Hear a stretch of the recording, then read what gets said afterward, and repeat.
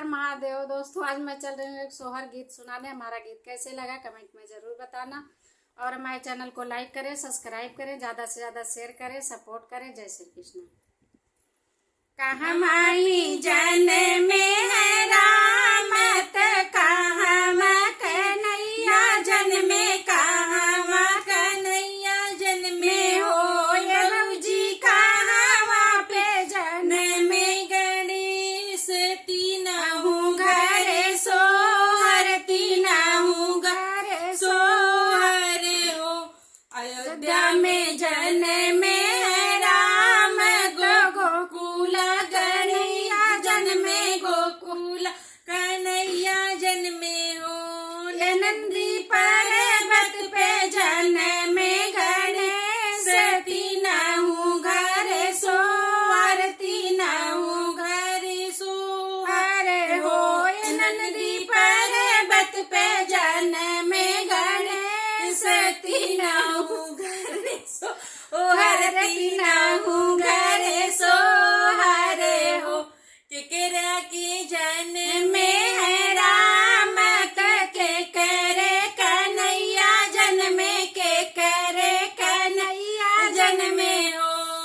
भौजी के करा के जन में गणेश तीनहु घर सोहर, तीनहु घर सोहर हो।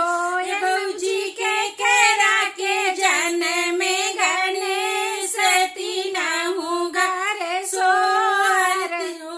कौशल्या के जन में है राम यशोदा की, कौशल्या के जन में है राम देवकी कन्हैया जन में, देवकी कन्हैया जन में हो। ये नंदी गौरा के जन में गणेश तीनहु घर सोहर, तीनहु घर सोहर हो।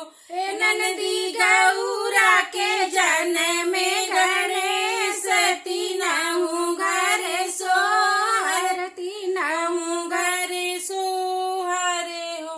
केकरा से बने रामायण तो केकरा से गीता बने, केकरा से गीता बने हो। ए भौजी केकरा से विघ्न हरन बाटी नहु घर सोहर, तीनहु घर सोहर हो। ए भौजी केकरा से विघ्न हरन बाटी नहु घर सोहर, तीनहु घर सोहर हो।